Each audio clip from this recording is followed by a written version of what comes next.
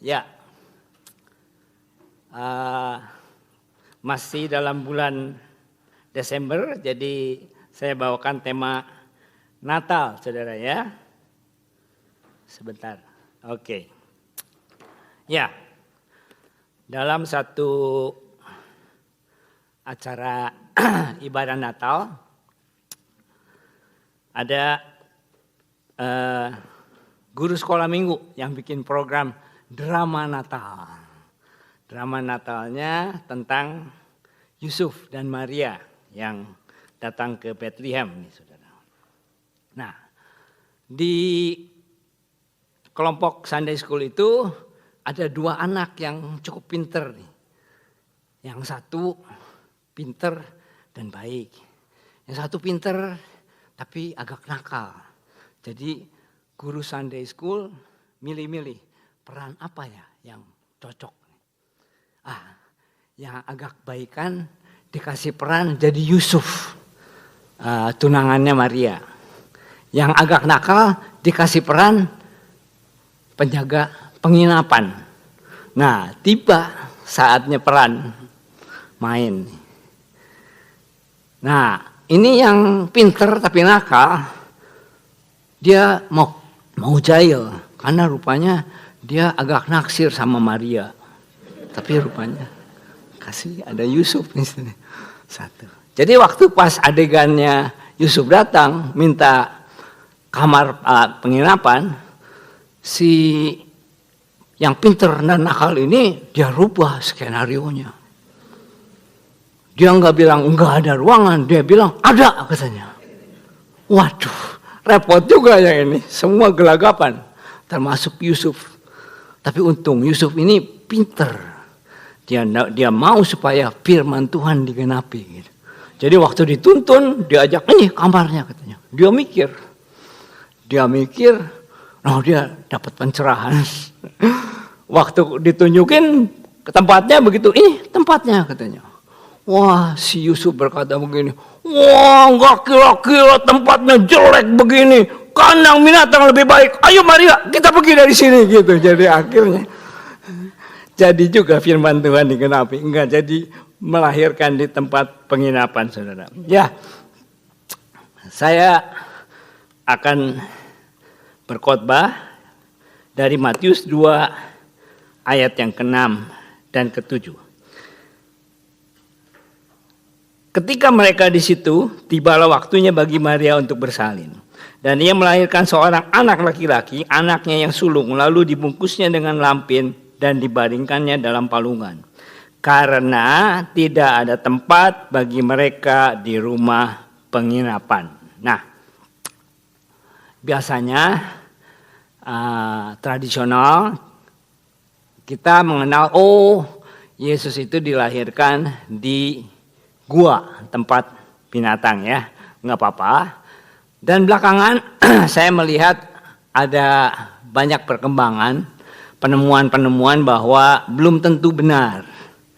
Ada lagi yang berkata bahwa tempat itu, gua itu adalah gua spesial, tempat binatang yang dikenal sebagai Migdal Eder. Kalau saudara mau Google research, Migdal Eder itu satu tempat di mana domba-domba ini yang dipelihara itu domba-domba khusus, domba-domba untuk dipersembahkan ke bait Allah. Jadi domba-domba spesial yang tidak bercacat ya, dipelihara dengan baik, itu namanya Migdal Eder. Pandangan yang merujuk ke sini ada baiknya tapi juga nggak sempurna. Baiknya karena seperti menggenapi gitu, karena kan Yesus itu anak domba Allah yang dipersembahkan. Jadi dipersembahkannya di Migdal Eder, sepertinya baik sekali gitu ya, dihubungkan demikian juga. Tapi ada kelemahannya karena Migdal Eder itu nggak tepat di Bethlehem, sedangkan firman Tuhan itu berkata dilahirkannya di Bethlehem. Nah, ada satu lagi yang saudara mungkin nggak familiar juga, adalah bahwa tempat di mana disebutkan bagi mereka tidak ada tempat di rumah penginapan adalah sebetulnya bukan di gua atau di tempat hotel-hotel atau motel, tapi kata penginapan itu, kata aslinya merujuk kepada ruang tamu atau the guest room. Itu karena kata yang dipakainya adalah kata luma.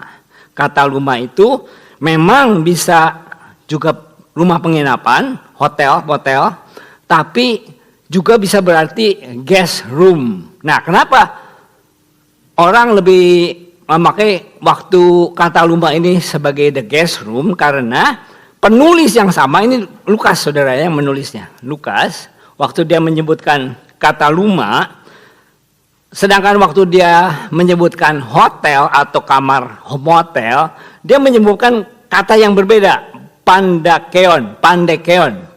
Pandekeon, waktu saudara pernah dengar orang Samaria yang baik hati, ingat ya? Waktu dia bawakan ke penginapan, dititipkan orangnya itu ke penginapan, itu kata rumah penginapannya memakai kata yang lain. Sehingga orang berkesimpulan, orang penulis yang sama, kenapa dia dengan sengaja memakai kata yang berbeda, berarti merujuk kepada definisi yang berbeda, ya. Atau ada juga waktu Yesus berkata begini, waktu dia melakukan Paskah, dia berkata, cari ya orang yang membawa kendi. Saudara ingat itu ya? Nanti tanyakan kepada orang itu, di mana kita bisa memakai ruangan untuk melakukan Paskah. Nah, kata ruangan itu juga memakai kata luma.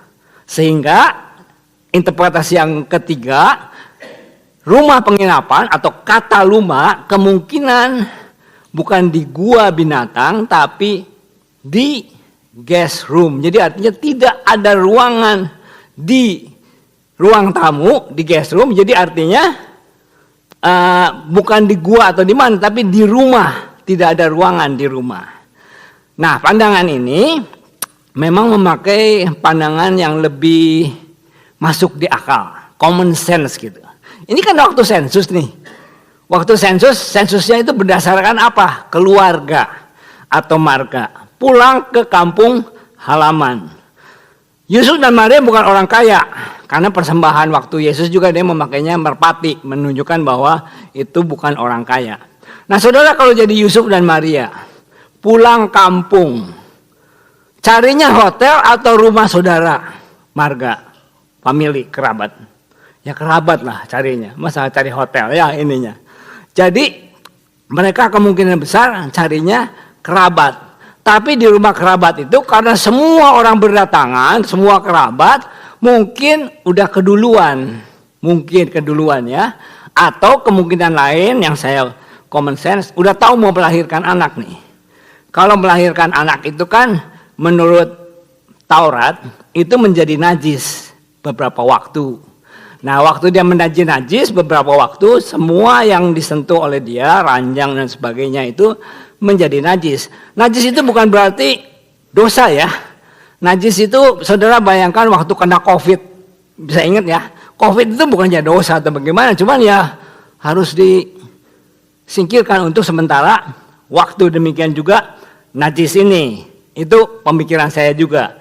Jadi ketika guest room ini penuh dengan tamu-tamu kaum kerabat yang datang untuk sensus, jadi ya gimana ya? Ya lebih baik mungkin Marianya yang disingkirkan ke ruangan khusus supaya dia bisa melahirkan dengan aman gitu. Nah, lahirnya di mana? Bisa di family room di pojok situ atau di satu tempat yang dia bisa dipakai untuk binatang atau enggak. Kalau kita bayangkan seperti garasi lah gitu ya. Garasi ruangan tapi dibersihkan karena adat di sana juga sangat-sangat apa ya namanya ramah, saudara. Kita orang Indonesia aja, orang kampung kalau datang kan kita sambut dengan baik. Orang Timur Tengah pun sangat-sangat ramah sekali. Jadi mereka akan berusaha sebaik-baiknya accommodate Maria yang mau melahirkan ini. Ini kalau bentuknya dari atas seperti begini, kalau rumahnya zaman dulu seperti begini, saudara. Jadi ini ruangan yang di bawah yang pintunya besar itu tempat binatang. Keluar masuk di situ. Lalu yang naik ke atas itu ruang keluarga yang ada jendela situ. Ruang tamu itu yang di ujung sana. Nah tangga ada tangga. Waktu saudara itu familiar, ingat nggak waktu ada orang yang lumpuh, Yesus berbicara di itu, lalu dibawakannya 4 orang. Jadi dibawa lewat tangga situ, bongkar atapnya begitu. Jadi tipikal abad pertama rumah itu memang seperti begitu, saudara. Nah, ruang atas ruang tamu yang di sana penuh rupanya, nggak ada. Jadi Yesus, Maria diberikan tempat either di rumah keluarga di situ atau di tempat yang di bawah, tapi udah dibersihkan. Di mana kalau itu tempat animal atau binatang ya, atau di family room itu memang ada tempat-tempat untuk apa tuh manger itu, palungan tempat makan binatang ya. Kalau malam-malam binatang itu mau minum atau apa, udah disediakan di situ. Nah jadi kemungkinan itu ada di situ ya. Ini ayatnya ya, waktu Yesus mau Paskah itu. Di manakah ruangan tempat aku bersama-sama dengan murid-muridku akan makan Paskah? Lalu orang itu kan menunjukkan kepadamu sebuah ruangan atas yang besar. Nah ini katanya kata luma, saudara, yang dipakai tadi oleh Lukas di ujung itu, karena tidak ada bagi mereka tempat bagi mereka di rumah penginapan. Tidak ada tempat di kata luma. Jadi kemungkinan besar ini interpretasi yang ketiga. Tapi kalau saudara mau bersikeras tetap di gua ya silahkan. Tidak masuk surga saudara. Ya saudara mau percaya di gua, di Migdal Eder, mau di rumah guest room dan sebagainya, nggak apa-apa. Tapi hari ini kita mau belajar, tentunya ini bukan bicara soal rumah dan gua lagi saudara. Ini berbicara tentang hati kita, ya, tentang hati kita. Do you have room for Jesus? Bukan bicara hanya soal ruangan, tapi hati. Atau lebih tepatnya, saya buat begini. Sikap hati yang bagaimana yang membuat kita menyediakan ruangan atau room untuk Yesus. Ya, sikap hati yang bagaimana? Saya akan berikan 2 hal. Sikap hati yang bagaimana yang bisa membuat Yesus itu tinggal di dalam hati kita. Yang pertama adalah sikap hati yang rela berkorban. Sikap hati yang rela berkorban. Ini sesuatu yang harus dimiliki. Kalau seseorang itu nggak biasa dengan hati yang rela untuk berkorban, mustahil untuk bisa menjadi tempat bagi Yesus tinggal. Jadi yang pertama adalah sikap hati yang rela berkorban.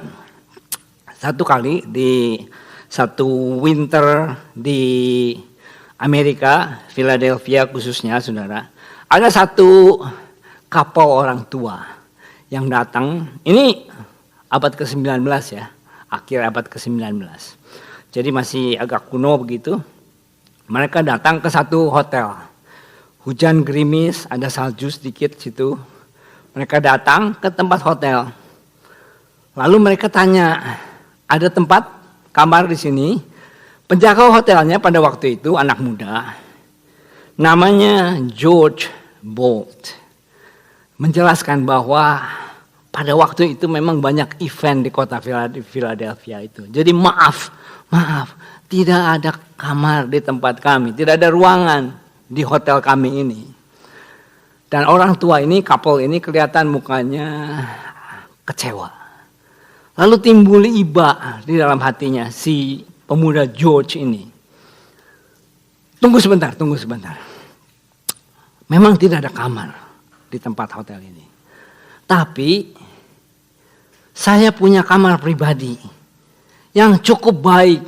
Bukan luxury atau apa, tapi cukuplah baiklah untuk bisa ditempati satu sepasang ini.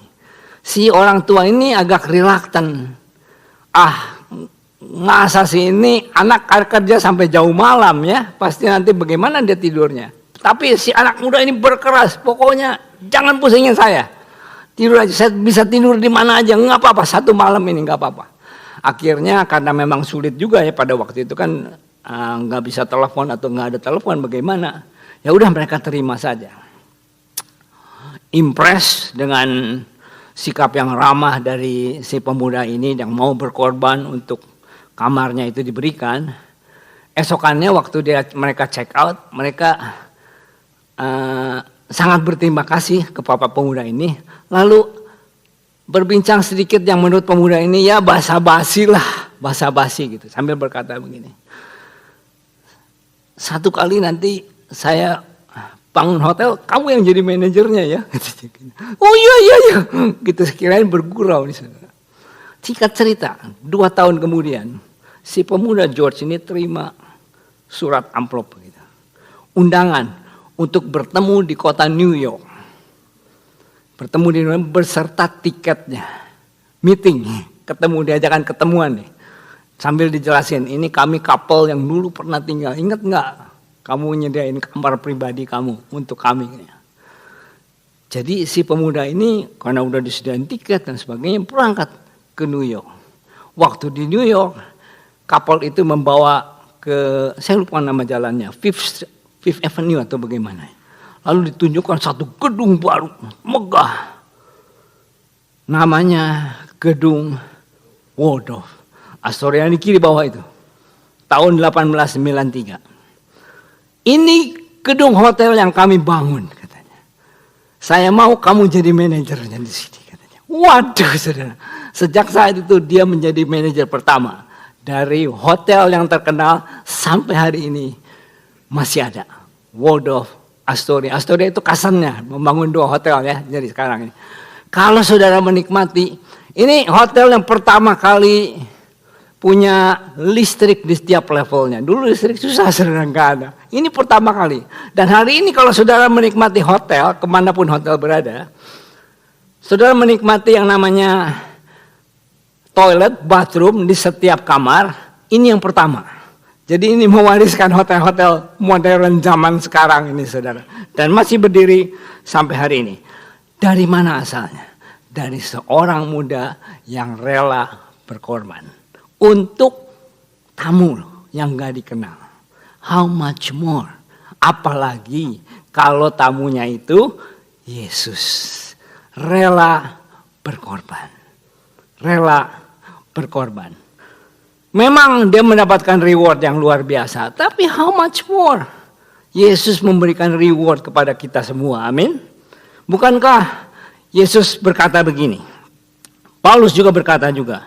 Paulus berkata begini, karena itu saudara-saudara, demi kemurahan Allah aku menasihatkan kamu supaya kamu mempersembahkan tubuhmu sebagai persembahan yang hidup. Bahasa Inggrisnya a living sacrifice.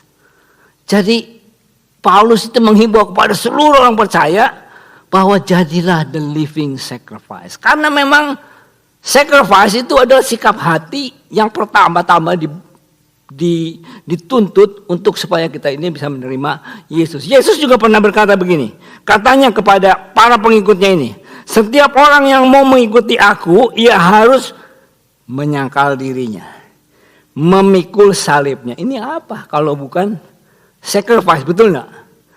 Menyangkal diri artinya apa? Menyangkal diri itu artinya kita ini udah punya mau nih, udah punya mau, lalu Roh Kudus bilang sesuatu, boleh nggak buat saya? Ya, untuk menurut saya berkorban. Apa yang kita udah mau kita berikan. Udah planning mau holiday nih, holiday. Tiba-tiba ada sesuatu. Jangan pergi ya. Ayo, kamu ini dan itu. Berani nggak menyangkal diri? Ini namanya menyangkal diri.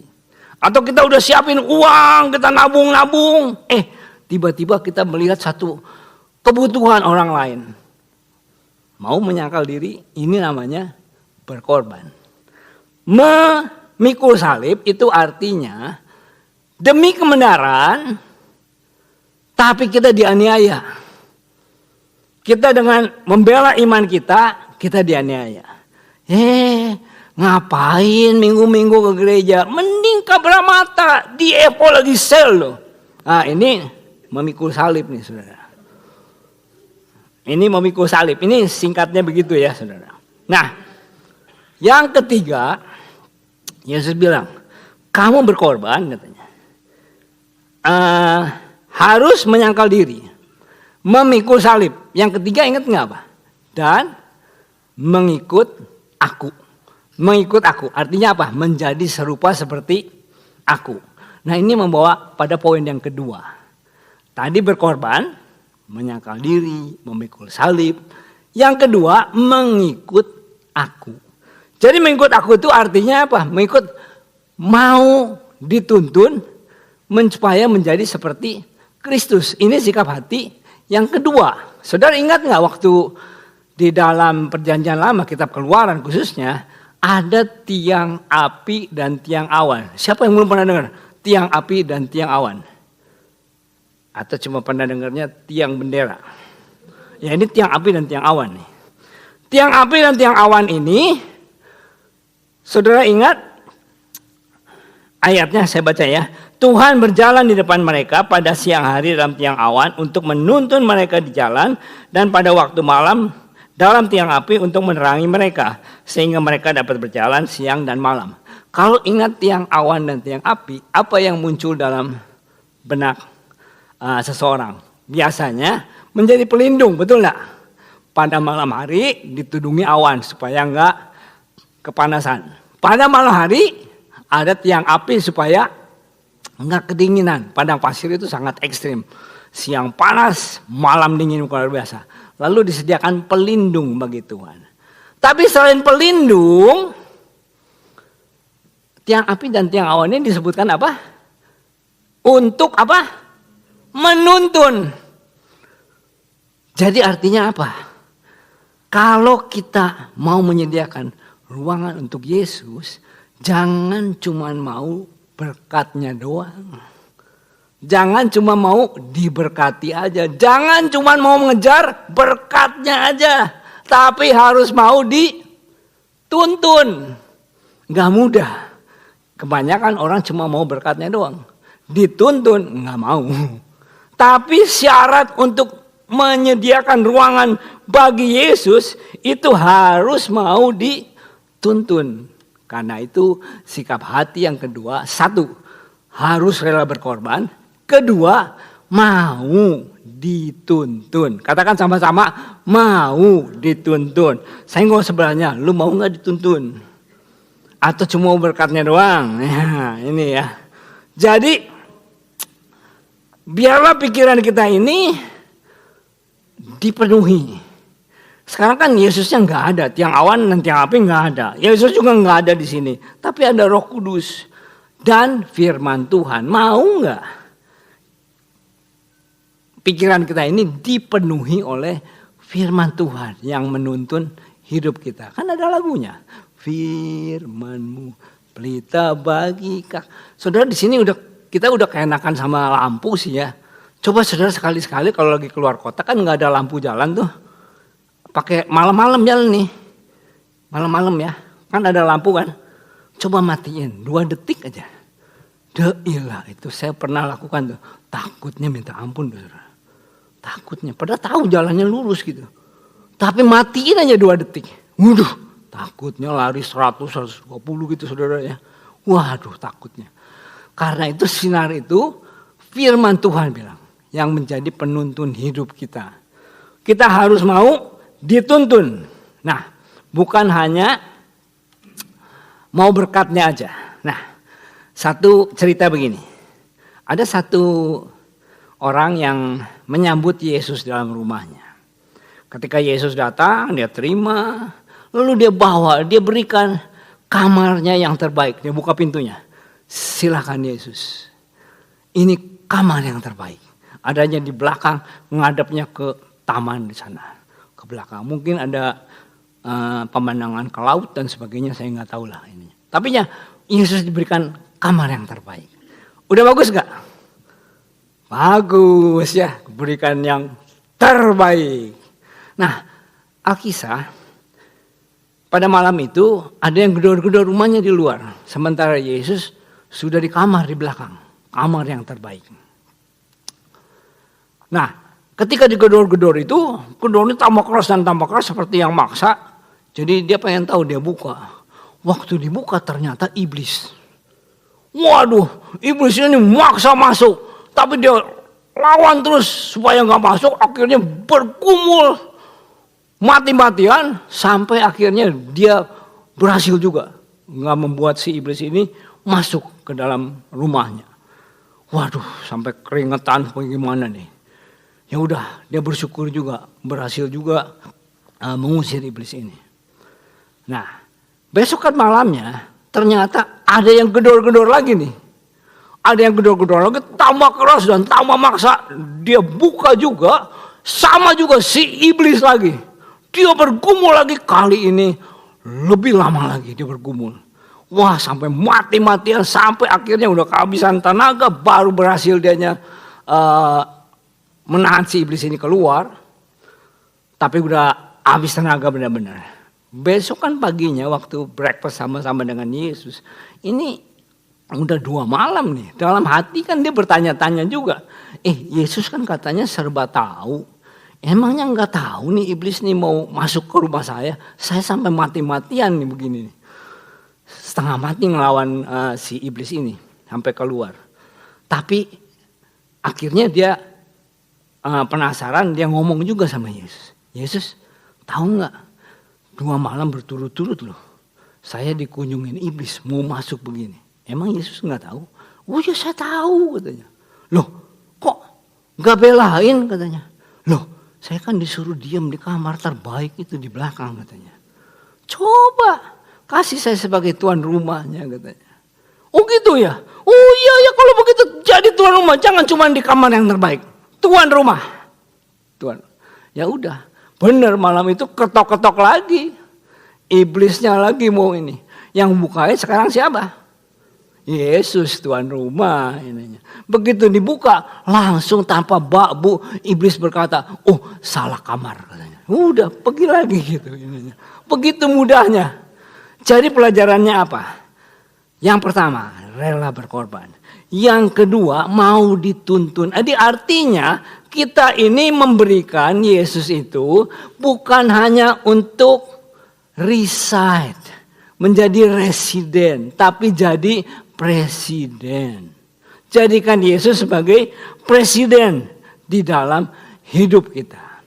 Maria adalah salah satu pribadi yang memberikan kita contoh, yang menjadikan Yesus sebagai Tuhan sebagai segalanya. Dia memberikan seluruh hidupnya. Waktu dia berkata begini, ketika malaikat berkata ya, kasih karunia Tuhan padamu, engkau akan dipakai Tuhan menjadi bunda yang akan melahirkan Yesus. Dia berkata begini, sesungguhnya aku ini adalah hamba Tuhan. Jadilah padaku menurut perkataanmu itu. Nah, sejak Maria mengatakan hal itu, apa yang terjadi dengan Maria? Maria jadi terkenal? Maria jadi kaya raya kah? Sama sekali enggak. Maria justru menyerahkan semua masa depannya, nama baiknya, semuanya diserahkan, dipimpin oleh Tuhan. Masa depannya bukannya tanpa resiko loh. Dia udah ditunangan nih. Tapi tiba-tiba dia hamil di luar nikah. Resiko enggak? Diceraikan. Resiko banget, musuh kan udah mau menyeraikan dia kan. Ininya, gak jadi. Bagaimana dengan nama baiknya? Orang-orang lihat dia bagaimana coba? Hamil di luar nikah. Siapa? Bapaknya. Yusuf ya? Yusuf di sebelahnya. Bukan ini. Jadi siapa dong? Roh Kudus katanya. Roh Kudus. Pasti orang Garut ya. Roh Kudus siapa Roh Kudus? Gak ada yang kenal, gak ada ini. Kebayang gak itu? Waduh, kemana-mana diejek nih Maria ini. Wanita pezina katanya. Sejak dia memberikan hidupnya kepada Tuhan, dia masa depannya, nama baiknya, semuanya diberikan kepada Tuhan. Dan boleh dibilang hampir nggak ada rewardnya, nggak ada pahalanya ya. Yang ada malah hidupnya tambah susah. Ada satu pendeta yang cerita, saya ditanyakan oleh jemaat saya nih, Yesus itu kira-kira bayi yang bayi super baby, bayi yang luar biasa atau bagaimana gitu ya. Oh ini pendetanya agak jahil gitu ya, agak jahil nih. Saya nggak sebut nama lah, saudara kalau sebut nama, saudara langsung kenal namanya. Tapi dia jahil sama si ininya, sama si jemaatnya ini. Yesus super baby gitu ya. Oh dia bilang begini, oh iya Yesus itu bayi sakti, bayi luar biasa. Jadi waktu bayi-bayi lain itulah bisa berjalan 1 tahun, ini wah kurang dari 1 tahun jauh udah bisa berjalan. Dan dia itu kalau malam hari dia mau haus perlu susu, dia akan turun pelan-pelan dari ranjangnya gitu. Sampai bapak mamahnya tahu, dia perlahan-lahan turun. Lalu dia berjalan ke dapur, dia buat susu formula sendiri, lalu dia minum, lalu dia naik tidur lagi begitu. Kira-kira ada dari sini yang punya prinsip, punya pikiran Yesus, bayi Yesus seperti begitu enggak? Nah, kalau perlu dijailin gitu saudaranya, supaya jangan berpikir bahwa Yesus itu super baby yang bagaimana. Ya sama susahnya seperti saudara membesarkan bayi ini ya. Maria juga sama. Waktu dia memberikan hidupnya, jangan pikir, waduh Yesus ini luar biasa amat, semuanya serba otomatis dan sebagainya. Enggak, sama susahnya seperti ibu-ibu di sini. Dan bahkan lebih susah karena bayi Yesus mau dibunuh, kejar-kejar oleh raja dan sebagainya. Jadi Yesus ini, Maria ini memberikan hidupnya menjadi contoh bagi kita. Saya akan tutup dengan satu ilustrasi begini. Bayangkan saudara mengemudikan sebuah mobil. Kita semua sudah percaya, sudah terima Yesus. Amin. Pertanyaannya, di mana Yesus di dalam mobil saudara? Pikir dulu ya, jangan langsung jawab nih. Karena ada yang taruhnya di boot di belakang. Dikeluarinnya waktu kapan? Waktu hari Minggu aja. Ini yang namanya happy hour Jesus. Jadi keluarnya waktu happy hour aja gitu. Nah, happy hournya selesai, masuk lagi, boom, dah gitu. Senin sampai Sabtu, ya enggak. Keluarnya Minggu aja gitu. Atau saudara mengendaраkan mobil, di mana Yesus duduknya? Oh, mungkin saudara udah tahu lah ilustrasi ini. Saya udah tahu pertanyaan Bapak mengejebak nih. Yesus mau mengendarai mobil dong gitu ini. Ya, oke, Yesus mengendarai mobil. Coba cek ya. Yesus yang mengendarai mobil, saudara duduknya di mana? Di samping, di belakang. Saudara pernah dengar nggak ya? Ini istilah bahasa Inggris nih. Nggak tahu bahasa Indonesia agak susah nih. Namanya the backseat driver. Ada yang pernah dengar nggak? Backseat driver. Backseat driver ini kayak begini nih saudara. Itu yang nyetir Yesus kan ya. Ini saudara yang di belakang tuh ya. Itu namanya backseat driver. Jadi yang merintah-merintah itu yang nyetir atau yang backseat drivernya. Jadi kalau Yesusnya lagi jalan gitu, di tikungan dia belok kiri, set gitu ya. Kenapa belok kiri? Kenapa belok kiri katanya? Saya lagi belok ke arah kemurahan hati katanya. Oh, saya nggak mau murah hati, saya nggak mau murah hati gitu. Ah, ini backseat driver. Next intersection, traffic light, Yesusnya belok kanan. Oh, kenapa belok kanan? Kenapa belok kanan? Mestinya belok kiri. Saya lagi belok ke arah pengampunan. Oh, saya nggak mau ngampunin. Itu orang udah jelek, hidup lagi. Saya nggak mau ngampunin orang seperti begitu. Tapi Yesus yang jadi drivernya. Nah, traffic selanjutnya, Yesusnya ngerem. Ini kenapa masih orange? Kenapa direm? Tancap ininya. tapi ngerem karena Yesus lagi ngajarin penguasaan diri. Saya nggak mau nguasain diri, saya mau semaunya. Sebaliknya, tiba-tiba lagi jalan, ada yang motong jalan, potong jalan. Wah, udah klaksonin. Susul lagi, balas lagi. Yesusnya malah ngerem karena lagi ngajarin sabar. Waro, sabar.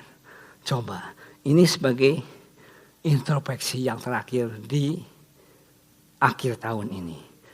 Di mana Yesus di dalam mobil saudara atau di dalam hidup kita.